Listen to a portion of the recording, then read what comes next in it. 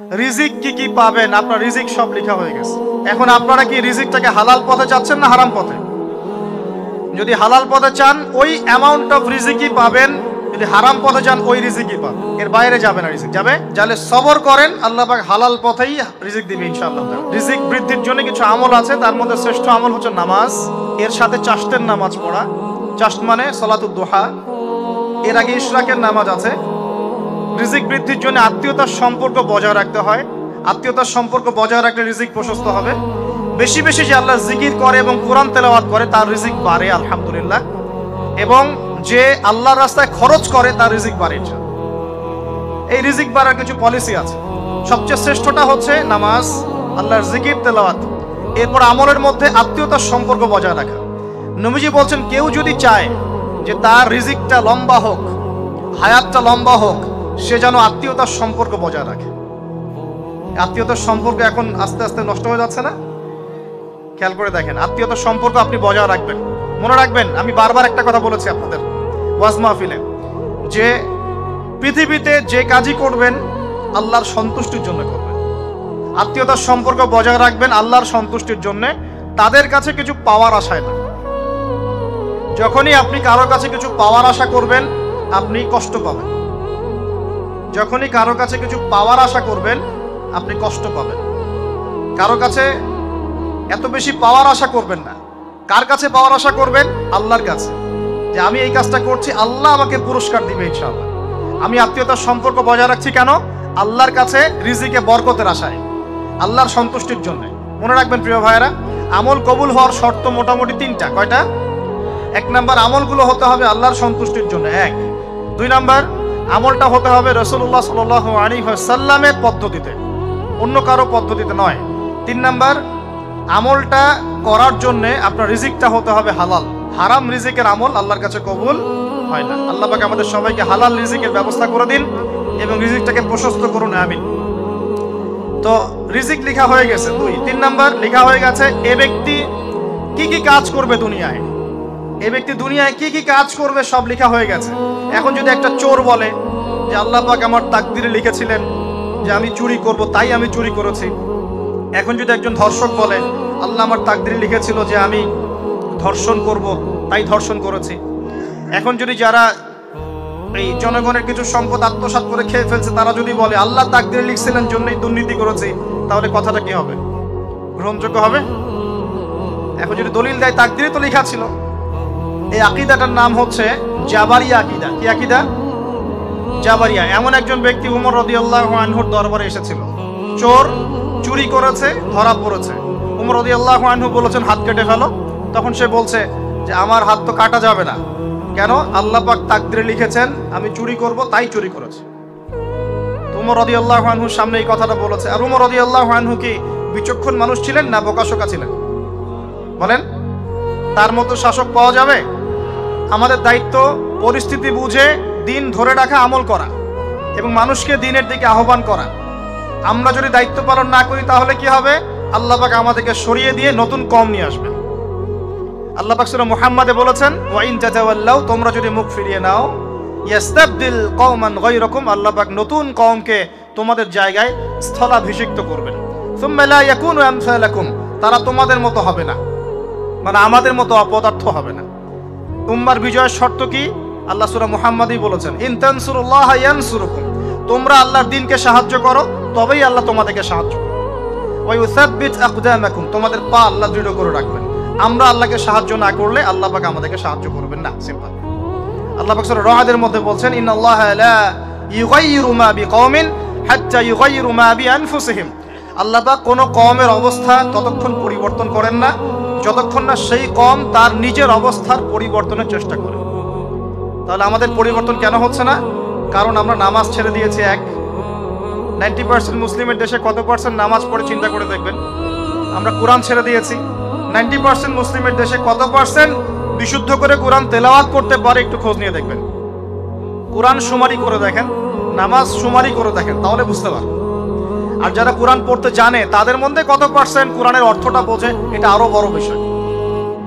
তারপরে আবার কারা মেনে চলে, এটা আরো বড় বিষয়।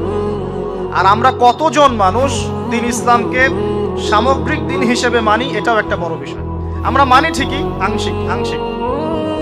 যেমন ইবাদত বন্দেগীর জীবনে মুসলমান, অর্থনৈতিক জীবনে গিয়ে আবার সুদখোর, এমন না বিষয়টা? ইবাদত বন্দেগীর জীবনে আমি পাক্কা মুসলিম, কপালে সেজদার দাগ আছে মাশাআল্লাহ, দাড়ি টুপিও আছে মাশাআল্লাহ, কিন্তু ব্যবসায় গিয়ে মাপে কম দিচ্ছি না, ব্যবসায় গিয়ে আমি হারাম ভেজাল দিচ্ছি কিনা, এরকম হচ্ছে কিনা? হচ্ছে। কিন্তু সে কিন্তু মুসলিম এবং নামাজও পড়ে। তা আমাদের সমস্যা ভাই এখানেই। এখন এই সমস্যাটা সলভ করলে ইনশাল্লাহ সব সমস্যা সলভ হয়ে যাবে ইনশাল্লাহ। সমস্যাটা কি? আমরা ইসলামটাকে আংশিকভাবে মানি, পরিপূর্ণ জীবনে ইসলাম বাস্তবায়ন করতে পারছি না। আমি আপনি হয়তো কেউই পারছি না, ফখর করলে বলার নাই যে আমি খুব পারছি, আসলে আমিও পারছি না। কারণ এই যুগে এটা পারাটা খুব ডিফিকাল্ট, এই যুগে পারাটা কি খুবই কঠিন। কিন্তু এটাই তো এই যুগের চ্যালেঞ্জ। নবীজি বলেছেন তোমাদের সামনে এমন যুগ আসছে যে যুগে ঈমান ধরে রাখাটা হাতের মধ্যে আগুন ধরে রাখার মতো হবে। তবে সুসংবাদ ওই যুগে তাদের জন্য যারা আমার সুন্নতকে আবার জীবিত করতে পারবে, যে আমার মৃত সুন্নতকে জীবিত করবে, আল্লাহ পাক তাকে 50 জন শহীদ সাহাবীর সমান নেকি দিবে ইনশাআল্লাহ। এটাই আমাদের কাজ। আল্লাহ পাক আমাদেরকে তৌফিক দান করুন। তার মানে তাকদীর লেখা হয়ে গেছে। এবার আল্লাহ রাব্বুল আলামিন কি করলেন? আল্লাহ পাক এই মহাবিশ্ব সৃষ্টি করলেন। হুয়াল্লাযী খালাকাস সামাওয়াতি ওয়াল আরদ ফি 6 আইয়াম। কয় দিনে? আল্লাহ পাক পুরো মহাবিশ্ব সৃষ্টি করলেন কয় দিনে? আমাকে বলেন তো, মহাবিশ্বকে আল্লাহ পাক ঘৃণা করে সৃষ্টি করেছেন না ভালোবেসে? তাহলে আল্লাহ পাক কি ভালোবাসার সত্তা নয়? আল্লাহ রাব্বুল আলামিন কি ভালোবাসেন না? আল্লাহ পাকের একটা নামই হচ্ছে গফুর আল ওয়াদুদ, ওয়া হুয়াল গফুরুল ওয়াদুদ। আল্লাহ পাক হচ্ছেন ক্ষমাশীল, পরম ক্ষমাশীল এবং প্রেমময়। আল্লাহ পাক তার নাম দিয়েছেন আল ওয়াদুদ, মানে প্রেমময়। আল্লাহ পাক ভালোবাসেন কি না? তাহলে এই পুরো মহাবিশ্ব সৃষ্টি করে আল্লাহ পাক কি মহাবিশ্বের মধ্যে ভালোবাসা ছড়িয়ে দেন নাই? আল্লাহ রাব্বুল আলামিন 6 দিনে মহাবিশ্ব সৃষ্টি করে মহাবিশ্বের সব জায়গায় যার যার কাজ তাকে বুঝিয়ে দিলেন। কোন গ্রহ কি কাজ করবে, কোন সৌরজগৎ কেমন করে চলবে, দুনিয়া কিভাবে ঘুরবে, সূর্য কিভাবে উঠবে, চাঁদ কিভাবে আসবে, কোন মাখলুক কি কাজ করবে, ফেরেশতাদের কাজ কি হবে, ইত্যাদি ইত্যাদি। আল্লাহ পাক সমস্ত কাজ বুঝিয়ে দিলেন। সূরা আলিফ লাম মিম সেজদা, হামিম সেজদার মধ্যে আছে, পড়ে দেখবেন। আল্লাহ পাক পুরো মহাবিশ্বের দায়িত্ব বন্টন করে দিলেন। এবার আল্লাহ রাব্বুল আলামিন কি করলেন শোনেন। আল্লাহ রাব্বুল আলামিন বলছেন, এই পুরো মাখলুক কায়নাত সৃষ্টি করার পর আল্লাহ পাক তার রহমতকে 100 ভাগে ভাগ করলেন। কত ভাগে? আল্লাহ পাকের দয়া, রহমত, ভালোবাসাকে 100 ভাগে ভাগ করলেন। ভাগ করে এক ভাগ, মাত্র এক ভাগ আল্লাহ পাক পুরো মহাবিশ্বে ছড়িয়ে দিলেন, বলেন সুবহানাল্লাহ। বাকি 99 ভাগ রহমত আল্লাহ পাক তার কাছে রাখলেন। এই এক ভাগ ভালোবাসার কারণেই এই যে সন্তান কান্না করলে মায়ের বুক ফেটে যায়, সন্তান অসুস্থ হলে বাবার বুক ফেটে যায়, যেই বাবা সহজে চোখের পানি কাউকে দেখায় না, সেই বাবা জায়নামাজে দাঁড়িয়ে চোখের পানি ছাড়তে থাকে। এই এক ভাগ রহমতের কারণে আমরা দেখি যে রাস্তার কুকুর পর্যন্ত তার বাচ্চাকে চাটে, আদর করে, মহব্বত করে। এই এক ভাগ রহমতের কারণে আমরা আমাদের স্ত্রীদেরকে মহব্বত করি, স্ত্রীকে সুখে রাখার জন্য জীবনটা পর্যন্ত বিলিয়ে দেয়, সকাল থেকে রাত পর্যন্ত। কোনো কোনো ক্ষেত্রে হারাম পথে যেতেও দ্বিধা করি না, স্ত্রী সন্তান সুখে থাক এই আশায়, তাই না ভাই? এই এক ভাগ রহমতের কারণে গাভী দেখবেন, গাভী তার বাচ্চাকে প্রসবের পর চাটে, গাটা চেটে পরিষ্কার করে দেয়। এই এক ভাগ রহমতে পুরো কায়নাত টিকে আছে। আর নবী সাল্লাল্লাহু আলাইহি ওয়াসাল্লাম বলছেন, বাকি 99% রহমত আল্লাহ পাক তার কাছে রেখেছেন। এই রহমত এবং ভালোবাসা দিয়ে আল্লাহ পাক কিয়ামতের মাঠে মানুষকে মাফ করবে ইনশাআল্লাহ। তার মানে বলেন আল্লাহু আকবার। তার মানে আমরা আশা করতে পারি ইনশাআল্লাহু তাআলা আমরা আল্লাহর জান্নাত পাবো ইনশাআল্লাহ। পাবো কি না? শুধু একটা কাজ যদি উম্মত করতে পারে জান্নাত পাবে। বলে দিব কোনটা? অনেক কাজই আছে, কিন্তু স্পেশাল একটা কাজ, একটা। আল্লাহ রাব্বুল আলামিন মেরাজের রাতে তার নবীকে উঠিয়ে নিয়েছিলেন, উঠিয়ে নিয়ে কাছে নিয়ে আসছেন, একদম কাছে, আর যে আরশের কাছাকাছি। নবী সাল্লাল্লাহু আলাইহি ওয়াসাল্লাম বলছেন, ওই সময় তার উপর 3টা স্পেশাল ওহী করা হয়েছে। কয়টা? 3টা। একটা হচ্ছে 50 ওয়াক্ত নামাজ। কত ওয়াক্ত? এটা কমতে কমতে কমতে কত ওয়াক্ত হয়েছে? 5। 5কেও কমানোর জন্য কোন নবী বলছিলেন? মুসা আলাইহিস সালাম বলছেন 5ও পারবে না, কমাই নিয়ে আসেন। 5ও যে পারবে না, মুসা আলাইহিস সালাম কেমন করে জানলেন? তার উম্মত 2 ওয়াক্ত নামাজ ফরজ। কয় ওয়াক্ত নামাজ ফরজ ছিল? ওই 2 ওয়াক্ত তার আদায় করতে পারে নাই। এই অভিজ্ঞতা থেকে তিনি বলেছেন যে আপনার উম্মত 5 ওয়াক্ত পারবে না। সত্যি না মিথ্যা কথাটা? আসলেই কি উম্মত 5 ওয়াক্ত নামাজ পড়তে পারছে? আচ্ছা, যাই হোক, আল্লাহ পাক আমাদেরকে পড়ার তৌফিক দান করুন। দ্বিতীয় ওহী হচ্ছে সূরা বাকারার শেষের 3টা আয়াত। কয় আয়াত? সূরা বাকারার শেষের 3 আয়াত ওহী করেছেন কে? আল্লাহ রাব্বুল আলামিন। কোন ব্যক্তি যদি রাতের বেলা সূরা বাকারার শেষের 3টা আয়াত পড়ে সারা রাত ইবাদত করার নেকি পাবে ইনশাআল্লাহ। আর 3 নাম্বারটা হচ্ছে স্পেশাল, সেটা হচ্ছে আল্লাহ পাক বলেছেন, হে মুহাম্মদ সাল্লাল্লাহু আলাইহি ওয়াসাল্লাম, বলেন সাল্লাল্লাহু আলাইহি ওয়াসাল্লাম, তোমার উম্মতের কোন ব্যক্তি যদি আসমান জমিনের সমান গুনাহ নিয়ে আমার সামনে দাঁড়ায়, আসমান জমিন সমান গুনাহ নিয়ে আমার সামনে দাঁড়ায়, কিন্তু আমার সাথে শিরকের পাপ নাই, আমার সাথে কোনো শিরকের পাপ করে নাই, ইনশাআল্লাহ আমি আল্লাহ তার সামনে আসমান জমিন সমান ক্ষমা নিয়ে হাজির হব ইনশাআল্লাহ। তার মানে আমরা যদি ইনশাআল্লাহ তাআলা শিরকের পাপ থেকে দূরে থাকতে পারি, ইনশাআল্লাহ আশা করা যায় আমরা আল্লাহর সন্তুষ্টি পাবো ইনশাআল্লাহ। এরপর আল্লাহ রাব্বুল আলামিন কি করলেন? আল্লাহ রাব্বুল আলামিন পুরো মহাবিশ্ব সৃষ্টি করে সব দায়িত্ব ভাগ করে দিলেন। ভাগ করে দেওয়ার পরে আল্লাহ পাক জান্নাত জাহান্নাম সৃষ্টি করেছেন কিনা?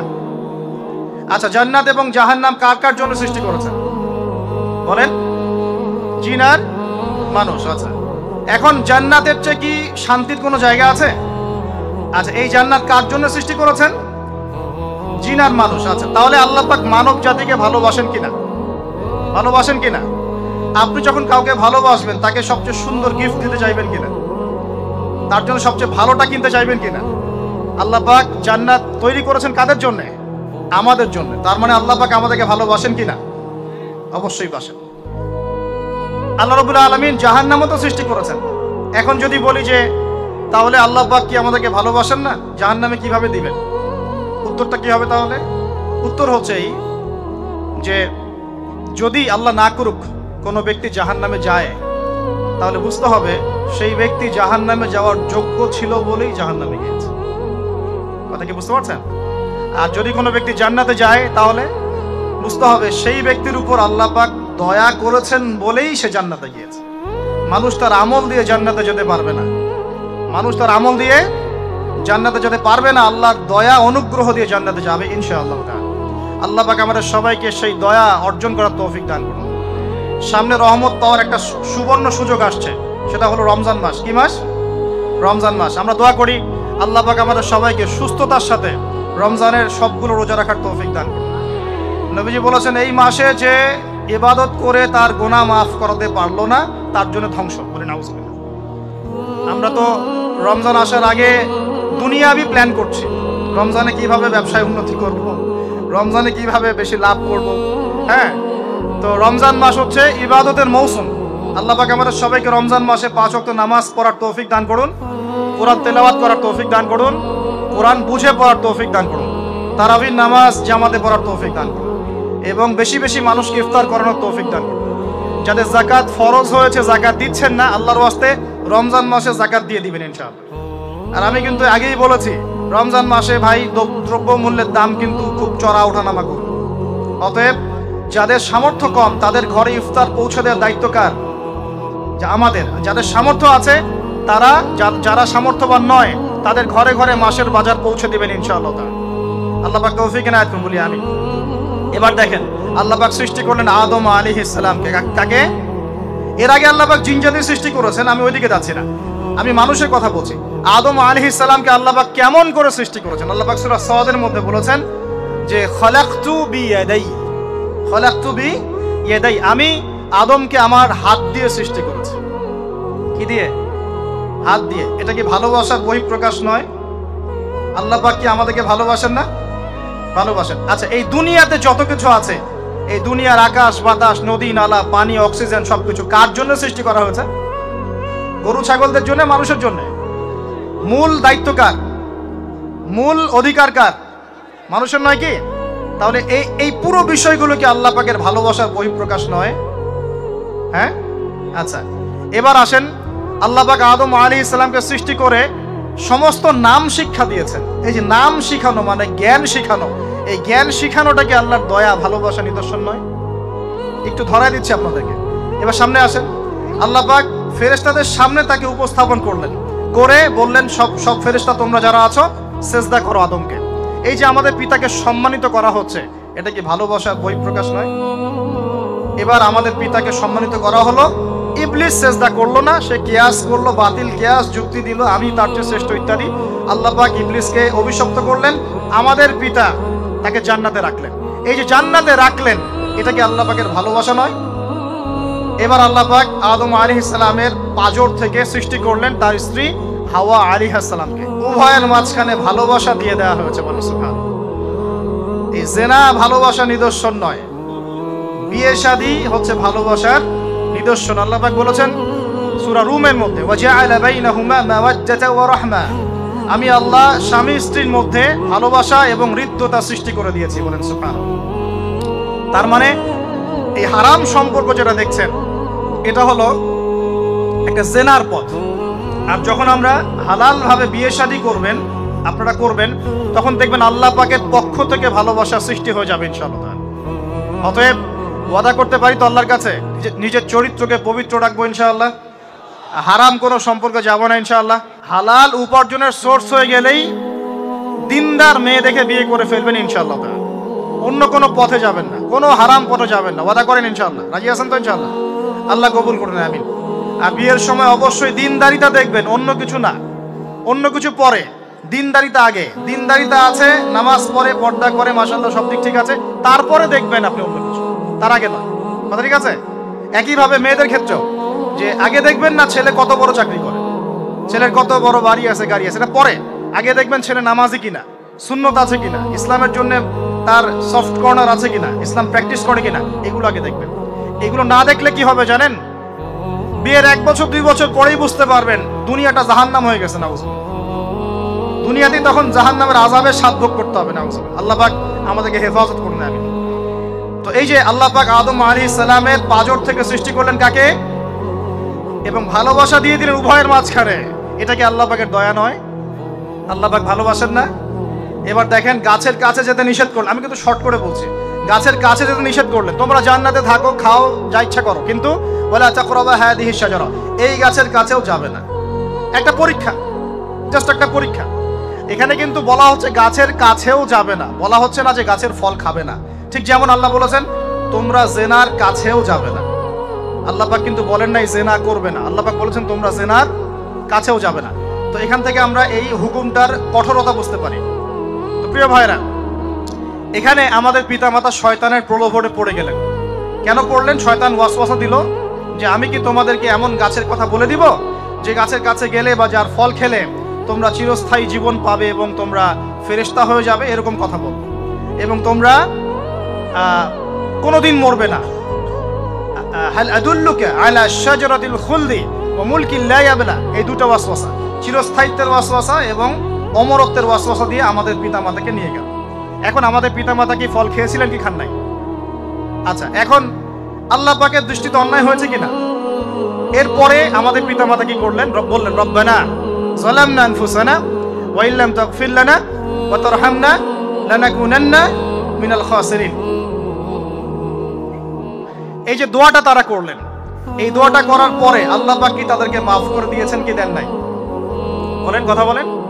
আল্লাহ পাক মাফ করে দিয়েছেন কি দেন নাই?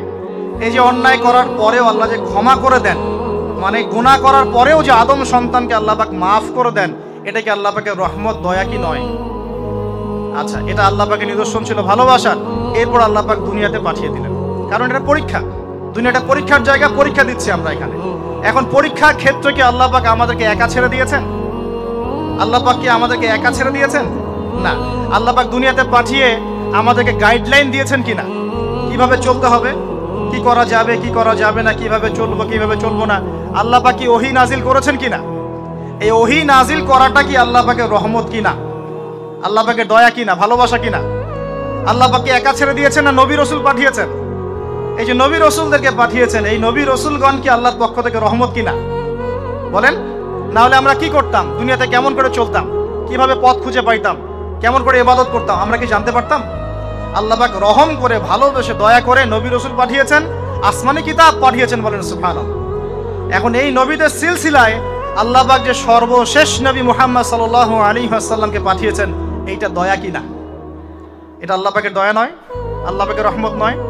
আল্লাহ পাক কি বলেন নাই যে তিনি হচ্ছেন রাহমাতুল লিল আলামিন? তিনি পুরো বিশ্ব জগতের রহমত নয় কি?